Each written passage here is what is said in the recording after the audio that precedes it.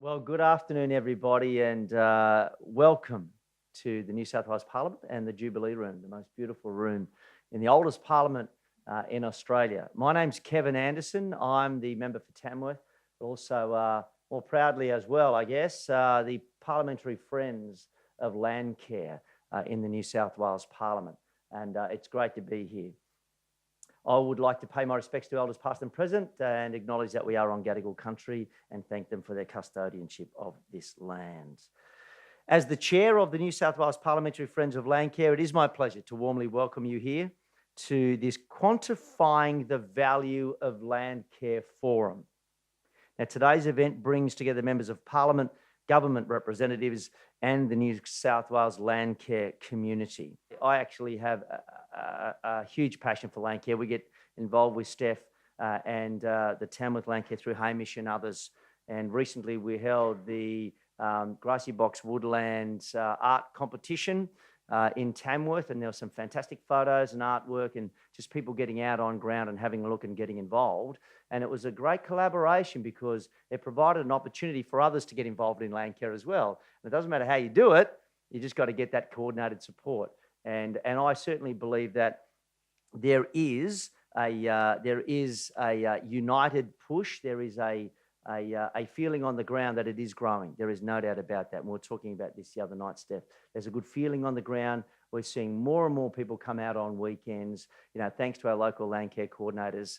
And we are seeing this goodwill and good feeling that's happening around. And it's difficult to quantify it, but when you see more and more people coming out on the weekends, planting trees and getting involved in looking after our environment, it is so important. So I'll hand over to Rob now, and he will have a bit of a chat about where things are up to. But in terms of the New South Wales government's support of Landcare New South Wales, we are right behind what you are doing. You have our total support, and obviously there's some negotiations going on. Rob might touch on those in terms of the ongoing funding on the back of that 15 million that was announced in 2015. It is about supporting Landcare. We will continue to do that. And if I have a role to play and get my hands dirty on it, then we will absolutely make sure that we support you in every way we can. Thank you, Kevin. And as always, it's fantastic to have your support and, of course, the support of the whole New South Wales Parliamentary Friends of Landcare. And the leadership of that group is here today. So I'm very pleased to acknowledge the leadership team, including Kevin, of course, who's our chair currently, Mick Beach, and Jeremy Buckingham and Rick Collis. What a wonderful job you do for Landcare in the Parliament, and we're truly appreciative of that. And we're also very proud, though, to have all parties represented on the Parliamentary Friends of Landcare, and of course to maintain that very strong and long tradition of bipartisan support for Landcare. It's a very important part of what we do. So the fact that that's reflected on our Parliamentary Friends group is terrific, and we need to keep that going. I'd also like to recognise all other members of Parliament here today. Thank you for your support in turning up here and listening. I won't name you all. I think Kevin's already done that.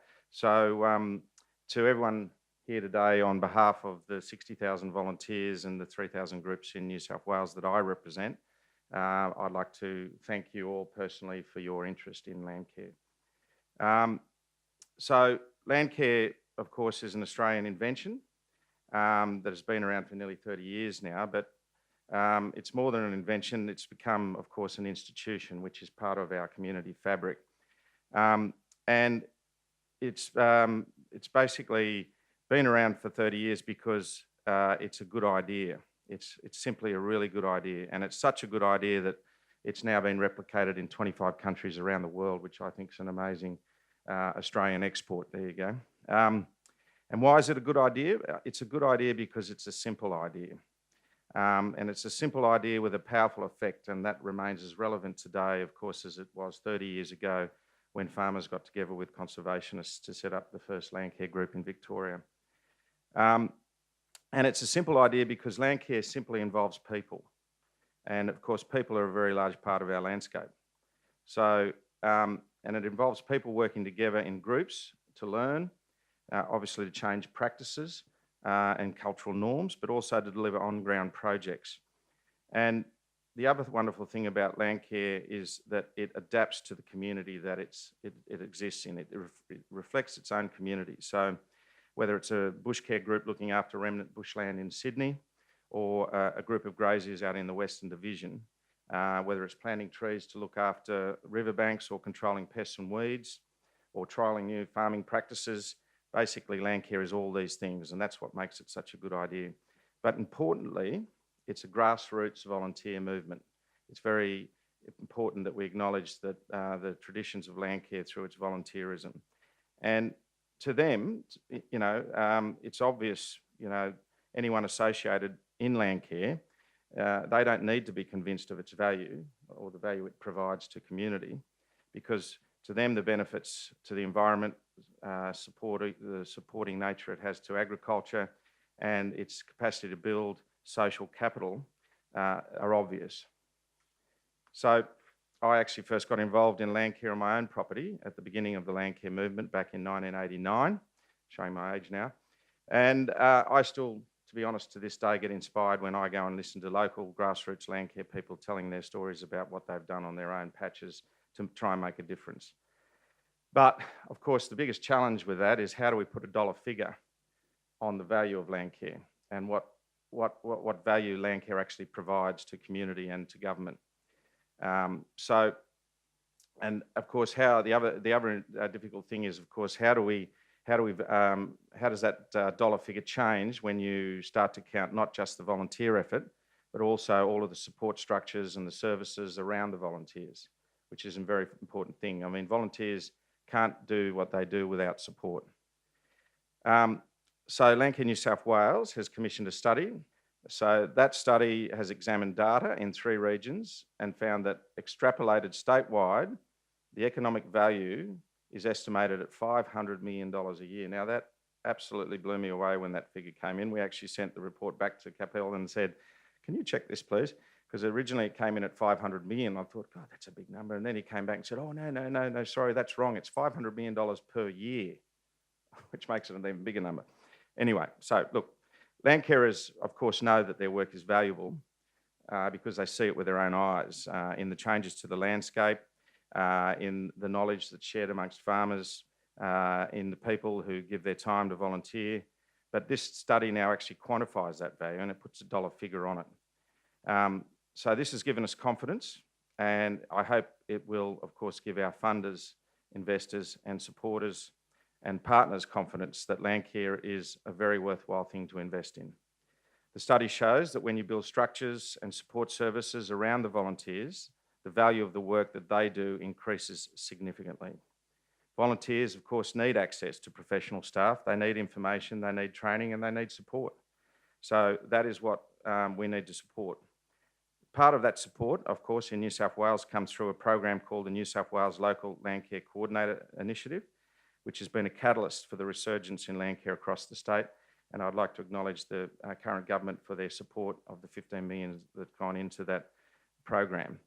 So I'd now like to introduce Kapil, who's the author of this study. Kapil is a senior economist with Oricon Infrastructure Advisory Team in Sydney. He advises government, industry and NGOs on the economic impacts of the environmental policies and regulations and projects that are undertaken. He has expertise in the economic analysis of air quality, waste, energy, resources, biodiversity, climate change mitigation, education and transport issues. He's led many economic appraisals of environmental policies and programs for government agencies, including state government environmental agencies, infrastructural agencies, and the National Environmental Protection Council, and of course other NGOs. He has a passion, I believe, for developing improved valuation methods for environmental and social outcomes, for use in economic appraisals and helping clients value the intangible. However, I'd just like to point out that this would not have been possible, Kapil's work, without the great work undertaken by our land carers across the state. We've been able to use the work of 4 of our networks, and importantly, we're represented in the room here today by those local land carers who've travelled to Sydney today to hear this. And I'd just like to acknowledge our good land carers from Glen Innes, from the Western Division, from Greater Sydney Landcare Network, and of course from Coffs Harbour. I'm not sure if anyone from Coffs made it down today, but they were the 4 regions which Kapil's work studied. And without the great work that our land carers do on the ground, we wouldn't have been able to get to the result that Kapil's going to present to us today. Okay, thank you, Rob, and thank you to the New South Wales Government, Local Land Services and Landcare for organising this event and funding this study.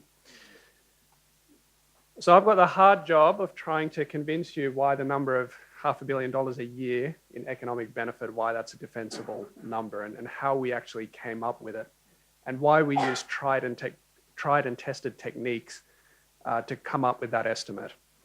So that's what this presentation is all about. But equally, what we wanted to present to you is the difference that the support that Rob was talking about makes to the landcare community in New South Wales. So there's the value of a supported landcare, which we've estimated at $500 million a year, and the difference the support makes to that outcome. And then finally, why, when we look at that difference and when we look at the funding, we believe that provides a net return to the New South Wales community and a high net return. So the first part of this presentation is how we came up with that value. In any of these studies, what you need to start with is you need to start with what the outcomes are that you're trying to value. So what's actually been achieved before you can put numbers on that. So these are examples of outcomes that we got from the regions that we studied. And thank you again to the regions who provided data for our study. That was very valuable. And what we wanted to do is, we know that landcare undertakes a diverse range of activities, and we wanted to get a good mix of economic, environmental, and social outcomes. So for example, we know that weeding projects and pest control have economic benefits because they improve on-farm productivity.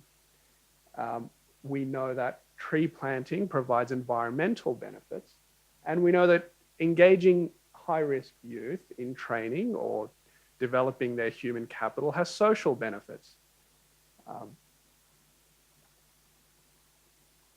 But then the question is, how do you actually put that into dollar terms?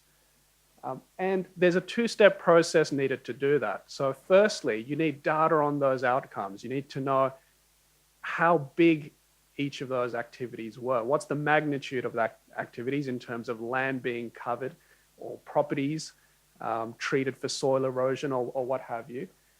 And then what you need is you need an estimate of how much society is willing to pay for those outcomes. And that's the 2-step process. And in terms of how much society is willing to pay, you can either undertake that valuation yourself, and there's a range of techniques to do that, or you can select estimates from other studies that have done something very similar. And that's the technique that we used, and we tried to pick studies that were as close in context to what we were looking at. We picked studies that were from peer-reviewed journals where we could find them.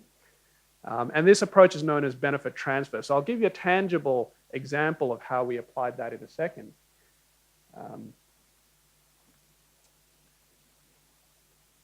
But to demonstrate why this is a tried and tested technique and why or what is actually being valued. So this is, I've taken this diagram from a Productivity Commission report, which is all about what's called non-market valuation. So how do you put a dollar number on intangible outcomes? And this is very important in the context of landcare because we've got a range of different benefits that they provide to society. So you need to consider those. So for example, you can get benefit from the outcomes if you directly use them. So let's use a tangible example. Let's use protecting a forest, for example. So what is that really worth? Well, that's worth what's called use value. So for those enjoying, let's say, green space, let's say it's an urban area, because that's one of the ones we actually did, there's recreation and health benefits. or what's called indirect use, which means the population doesn't actually have to go and enjoy the forest directly, but the forest provides microclimate regulation and pollution control, and we all benefit from that indirectly. So that needs to be accounted for. And finally, even if there's no use, we know that society still values some assets because they are there, even if we might not ever have a chance to enjoy them ourselves or benefit from the indirect activities they perform. So for example, not everyone in the world will get a chance to see some assets of international significance like the Great Barrier Reef, but they derive satisfaction from knowing that they're preserved, and you need to take that into account as well.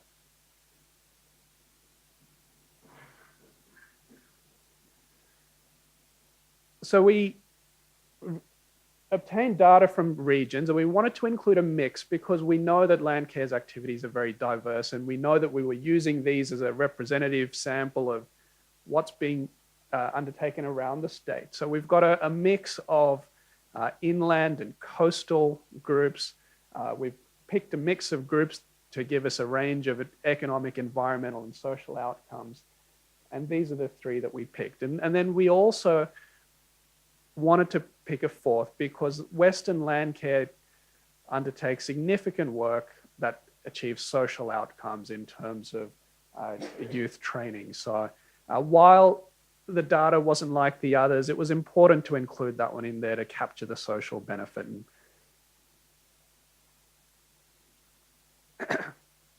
So now I've got a little bit more detail in the appendix, and when we do the Q&A, I'm happy to field more questions on how we came up with these numbers. But I'll give you an example. So a good example is, for example, pest animals control.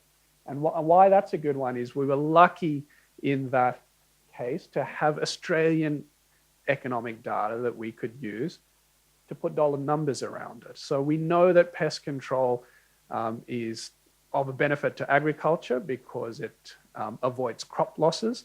We know there's a benefit to the environment in terms of avoiding pest animals and the effect they have on native animals. And we have studies that have estimated the benefit of pest control. And these were Australian studies, which is sort of the ideal for us. So what we were able to do is those studies estimated the benefits of controlling rabbits, wild dogs, and they did it over a certain area, and our area was different. So what we can do is we can adjust for that. We can scale the benefits, given that the area that Landcare's activities, what that covers is different to what the original authors were looking at. We can adjust for some other factors, and based on that, we can say that pest control, in the case of Glenrack, was worth $750,000 a year. So that's an example of how that methodology is applied. And in total, when we apply that across the three regions, we estimated $6.5 million in net economic value. So that's net of costs.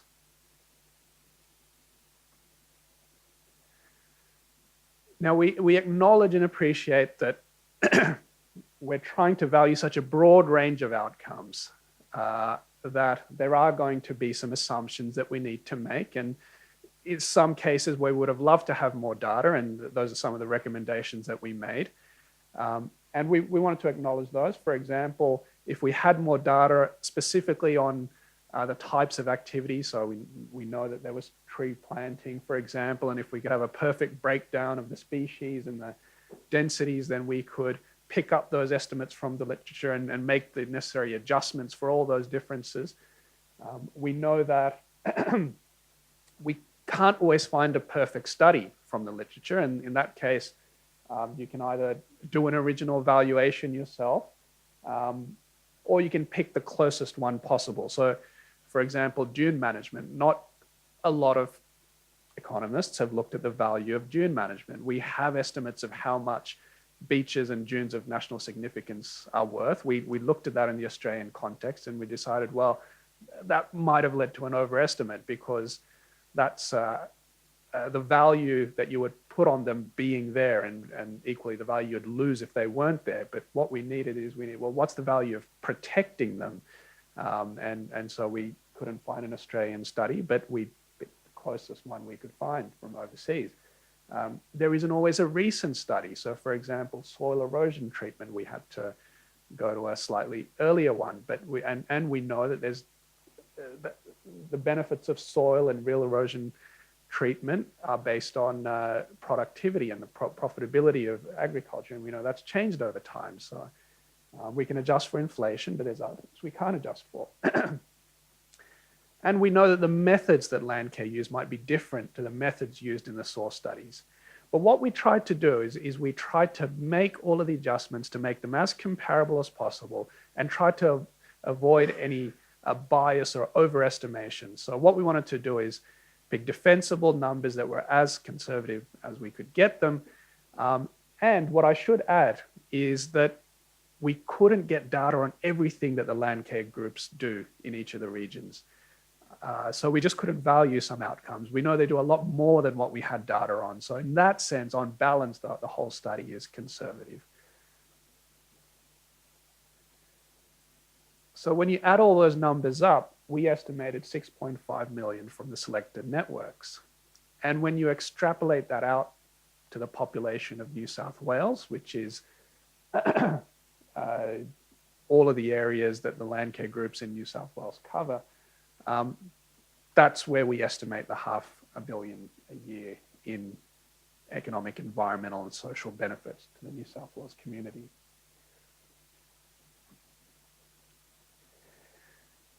Now, we didn't include Western in our core estimation process, but it was very important to have a look at what Western do as a bit of a side analysis.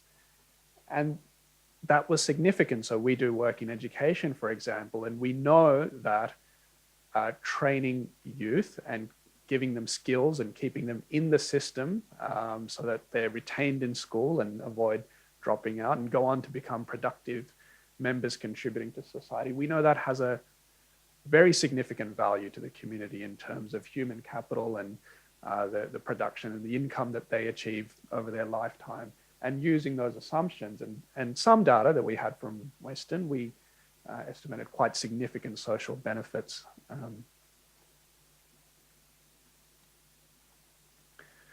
So that is the value of a supported land care. But what is the difference that the support makes? So the Local Land Care Coordinator Initiative, through Local Land Services and Landcare New South Wales, provides resources, provides representation, sharing of best practices, governance administration services, statewide coordination, and partnership with the New South Wales government. But why does that actually matter?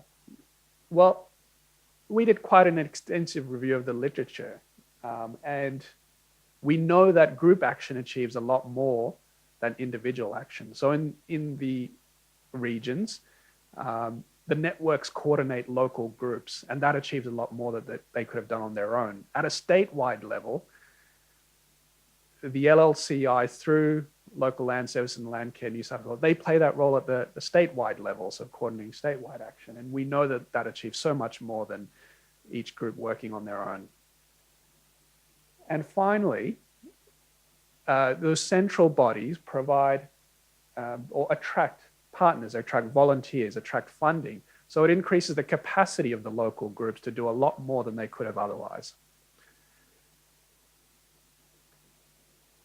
And we collected anecdotal evidence from the groups themselves. So I'll let you read that quote. It was quite striking for us.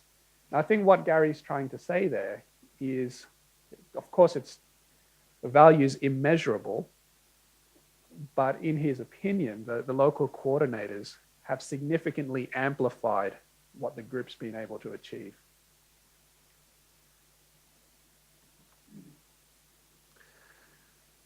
So then finally, what's the return to the community? And I've got a few numbers on that page, but essentially, what we were asked to do is say, well, by investing in the support, what do you get out of that support? So we couldn't use the whole 500 million number because that's what Landcare across the state does. That's all the volunteers and all the staff. But what about the support? What does the support contribute to that outcome? That's a hard question to answer, but we feel that based on all the evidence we looked at, literature, anecdotal, we feel that at least 10% of that $500 million outcome could be attributable to the support, which would be $50 million a year. And in terms of the funding that we were asked to model, what would that mean in terms of a return to the New South Wales community? Well, we estimate $6 for every dollar of investment. And of course, it's uncertain how much that ratio, that benefit cost ratio actually is. But even if a very small fraction of that $500 million outcome was attributable to the support, even 2%, that's a positive return to the community. That's what we found.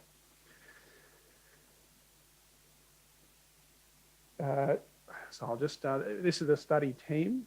And again, we wanted to reiterate our thanks for the opportunity to work on this. It was eye-opening for us and we learned a lot and we really enjoyed it. So thank you very much and I'll turn it over back to Rob.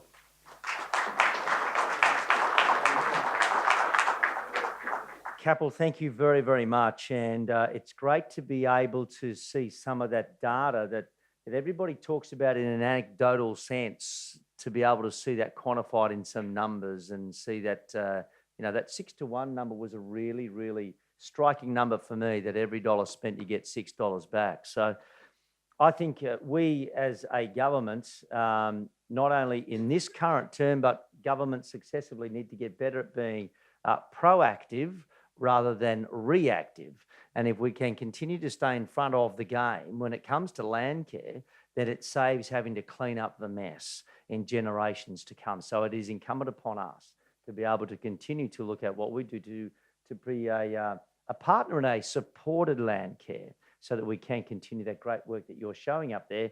And the benefits are quite extraordinary. And it's, you know, and in addition to all of that, it's feel good. Now, you feel better about doing something for the environment, which is fantastic. Probably the narrative I'd like to change is that you know, that Landcare is well funded. There is a lot of money out there for project work, although that pie is continually diminishing as well. The federal government has just cut the National Landcare program, which rolls out next week from the 1st of July by 20%. And Catchment Action New South Wales, of course, has taken a significant hit as well. So there's always less and less money for project. But in order to make the project work more valuable, you need the people, right? And there's very, very little funding for people out there. So it really is about people. Landcare is about people. So we need somebody to pick up and take the leadership on funding the people that help the volunteers do this work, because government can't afford to do this work on their own. There's not enough money in the tin. So it's the dollars invested in the people that make the government dollars go further. So that's the narrative that I think we really need to change. Hi, Paul Elton. I'm the Chief Executive of the New South Wales Biodiversity Conservation Trust. I just sort of pose a bit of a question. I thought it was interesting, the attribution. You suggested that only about 10% could be attributed to the coordinators, but having been out to visit the Western Division Landcare group recently, it struck me just how much those 3 local Landcare coordinators out there had activated Landcare in the Western Division, and the stories they told were just phenomenal. So, you know, I would suggest that in fact the attribution could be far greater, which would push that 6-to-1 benefit cost ratio even higher. I don't really have a question. I've got 2 observations. My other observation is just to link the linkage here back to the Biodiversity Conservation Trust. You know, the model that we've been given by the government is investing $240 million over 5 years into a new private land conservation program. And we're actively rolling that out right now. But for us, Landcare is an absolutely vital partner on the ground, and we've had a lot of discussions with Rob and the team about that, and my team are now engaging with their local land care groups. We're also very connected with local land services, of course, but just to reinforce the point that this isn't just about land care, it's about the value add that land care brings to various programs that we're putting out into rural and regional New South Wales, including what we're trying to do. So really just an observation, but I wouldn't mind any reflections on my first point about the attribution ratio. Stuart Mosley from Western New South Wales, or was formerly from Western New South Wales. I spent almost a lifetime out there. I'd just like to make a statement. I believe you have severely undervalued the contribution. And to add to what Paul had to say, those three coordinators who are covering 42% of the vote, state,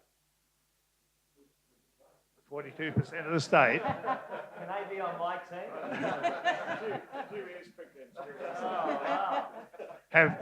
have taken 6 active groups across the Western Division to 30. And when you talk about pest control and weed control and people working in groups and how much more effective it is, the contribution is fantastic. And land care is also different things to different people, depending what your problem is. There's 180 million hectares of INS invaded country in Western New South Wales. And to give people the tools they need to tackle the rehabilitation of what was formerly open grassland is now invaded by invasive native scrub. And I've heard, I don't know how many scientists get out and say, what a wonderful carbon sink. But with the carbon projects that are going on and people rehabilitating that country, we're getting to the point where we can take a lot of it back to what it formerly was. And there's been a huge, as everybody would know, loss of productivity. And the groups need support. And without it, it won't happen. One of the things that I'd like to stress that I've just heard come from the comments we've made, that have been made, is the value of these local coordinators and the way that they provide an access hub for many programs, be it BCT, be it carbon, be it whatever the new thing is in 3 years' time. One of the things that we've seen over the life of the 30 years of land care is investment in land care coordinators, really active communities taking hold, then losing the investment in the infrastructure that Rob talked about that's so important. And so we've seen a stop-start of groups' activity. So in the West, it went down to 8 struggling groups. We've got 3 part-time coordinators working out there who've brought that ability of those groups way back up. So I think, you know, we need to get away from this piecemeal 3-year program, on again, off again, infrastructural support of land care, because otherwise we just keep doing this. We want to do that. We might ask Stephanie Cameron if she would like to continue the emceeing role. I want to thank you for your continued contribution to land care. Rob, thank you, and all of our volunteers, to Adrian and Kapil. What a fantastic report. Please keep up the great work. We need you on the front line. We absolutely value what you do. So I want to pay my respects to what you do on the front line, particularly through our coordinators, who we're just hearing how important they are, and they are absolutely important. So I'll do everything I can from my point of view to get in behind in the negotiations to make sure that we do get that supported land care into the future. All right, thank you very much. I hand over to Steph. Data's absolutely critical. We have only just got control of our own data in the last couple of years. All the data used to be kept within government, and you know, unfortunately, I think a lot of it's been lost, which I guess a bit like that filing cabinet that ended up in a sale in Canberra. These things happen. So we, as an organisation, and on behalf of all of our land carers and grassroots network, understand the really, really important value of our data. So we will be investing in making sure that we can access that data, but not only access it, but use it, because what it does is it tells a story. And that's really what we've got to get better at if we're to continue to attract investment in what is, you know, we all know to be extremely valuable, but in order to convince investors, we need to be able to tell that story to them, and data is an absolutely critical part of that. So you're spot on, I think, for your question, because it's very insightful, and that is exactly where we will be concentrating. And this report actually comes from the beginning of our investment into data. So yeah, I agree that data is very important, and we've provided some recommendations in our report on what sorts of data we think could help facilitate a better estimation. But essentially, it's on the factors that drive the costs and the benefits. So to give you an example, if it's weeding projects or pest control, one of the biggest benefits there is avoided productivity losses on farm. So it'd be great to know what the properties are using that land for, whether it's grains or cattle. There's going to be a different benefit associated with that. And then what we can do is, when we get the estimates from the literature that say, this is how much the avoided loss of agricultural productivity is worth, we can make the necessary adjustments and say, well, that was for cattle and this is for grains, and so we need to scale that by so much, and so on. Equally, if it's an environmental benefit, it'd be great to know the species of tree planting that was undertaken, because we know that there's different values associated with the protection of different species. And then equally, if it was weeding projects, it'd be great to know the method for weeding, because then we could say, well, the costs are lower or higher, and we can adjust for that. So those are some examples. And if I can just sort of weigh in here from the practical perspective of the Landcare groups involved in this. You quite rightly pointed that volunteers, are there to get on with the job. There's nothing that puts a volunteer off more than actually then having to turn around and do the admin. And programs like Clean Up Australia have actually found that when the program first started and everybody went and collected rubbish on Clean Up Australia Day, it was great. When the groups then had to sit down and sort out what type of rubbish, how many hours, who did what, then they lost the volunteer input. So I think it's always a really fine balance between getting enough information that is useful and actually then making the gathering of information more important than the actual doing of the job. So we are always going to have a very fine balance there.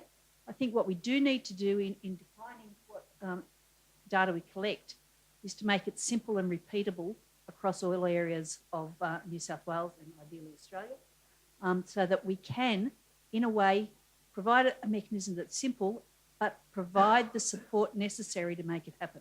It's one of those things that it's the unsexy side of a supported land care.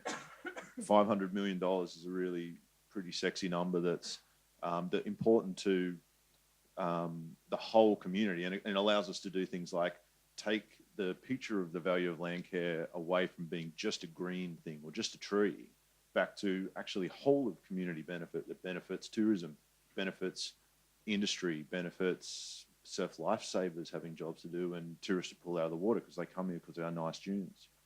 But what it also highlights is, and touching on the data stuff, the data collection's the unsexy side of that, but it's the important side that the supported land care network also needs. There's other sexy stuff that fit really well in pitches to government and pitches to investors about supported land care. Great case studies with good photos, better access to tree planting money. But we have to bear in mind that there's all those backroom, at the grind things that the supported networks need, which includes data collection. Just one last comment with regards to data. We all know that data is very siloed as well. It's being collected by many different departments and governments and organizations. And I think the importance of data collection and interpretation and the value adding and the knowledge gained from data is undisputed. We all know that we need to measure impact. So I think the time has come for us to sit around a table and discuss how we're going to not only gather more data from our volunteers, we all accept that, but also try and mine other sources of data that we are sitting on. We are sitting on mountains of data, unfortunately, all in different silos, which has cost money to procure, but we're not deriving the value from that data. I'm very passionate as a scientist about data, and one of my long-term objectives is to get Landcare in this industry collaborating with many diverse, like-minded organizations who work in the NRM space to share data so that we can really start valuing at a very granular manner the impact that we're having, the positive impact that we're having across the state. You mightn't like the question. 2 points. I was at a Landcare conference 2011, and the big push was to collect all this data because we were going to do all these wonderful things with it. Let's actually do it this time. That's one. The other thing is this state is absolutely full, or this country is full of people not volunteering. They have nothing to do. They're of my age, which is getting a bit long in the tooth. And so many of them are sitting around not doing anything, as particularly participating in their community as like giving back. I'd like you guys to give us an idea of what your opinions are of getting them motivated. Thanks, Mike. Your questions are always valuable. I think we just saw an example of why a supported Landcare network is necessary. I note you couldn't remember the year you went to the National Landcare Conference, and until you drew on the data collector sitting next to you, who happens to be a paid Landcare coordinator that we support and love dearly. Matter of fact, there's an example of putting practice, to work right there. So thanks for that. But to try and answer your question, you're right.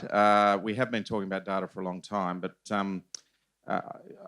look, it's hard to try and pinpoint this, but Landcare is basically, it started off as a government program. And so all the money that went into Landcare over the last 30 years, people who've received government money need to report. So they write out a report and they send it back to government. Now, you and I, who are Landcare volunteers who sit in our Landcare communities, we have an idea that all of that reporting that we're doing must be going somewhere for a purpose and be used for something but of course we were wrong. So that is why in New South Wales, we have been very, so forget the national conference, but in New South Wales, Landcare New South Wales has decided to actually start collecting the data ourselves, so we can use it to help our communities, to help people such as you and Glenrack and all of our networks out there. What I'd really love to do is actually turn the culture or the attitude towards reporting around and make the local groups and the local networks understand the importance of that collection, because it is being put into use. If we can demonstrate to our networks and our members that data is actually helping you do your job and helping you attract investment and helping you tell the story better, I think we'll win that battle. But it will be a challenge, but we're up for it. The second one about getting more people to volunteer, I think, is an outcome, and that is an outcome of telling the story better. I honestly believe the story of Landcare is a great one. Where we have fallen down is telling that story, as well as, say, the Surf Lifesavers have told their story, or the Bushfire Brigade have told theirs, so it's incumbent upon us really to get better at telling our story, because it's a good one. The other point about volunteers, as you said, it's an outcome, but the real answer is, why do you volunteer? And why do you volunteer? It's very, very different and personal. No one volunteers that's healthy to do the accounting of a local Landcare group. So there's all those things that we can fix and streamline and focus on. But it's a very personal thing. And if Landcare tells the story of what they can provide people personally, then I think, it will build. People want to be part of the solution, right? They don't really want to be part of the problem. So the more you allow them to understand by telling these stories that they're beavering away on their own little patch is making a difference, and the fact that their little patch is connected to everybody's patch and that they're part of something much bigger, it's very inspiring. And when you inspire people, they get involved. I don't know a land carer who can't tell a story about getting inspired in some way to get involved to start with. So that's what we've got to do. We've got to be in the inspirational business. This part of the discussion about data sort of ties in with supported land care to me. We have spent a lot of time focusing on what the land care coordinator can achieve, but they need support. They need something like Landcare New South Wales to gather the data, to put together the story and everything they need to go out and talk to their groups. It's not just the coordinators that need supporting. Landcare New South Wales needs supporting so that they can make landcare far more professional than it has been in the past and help tell a much better story. Thank you.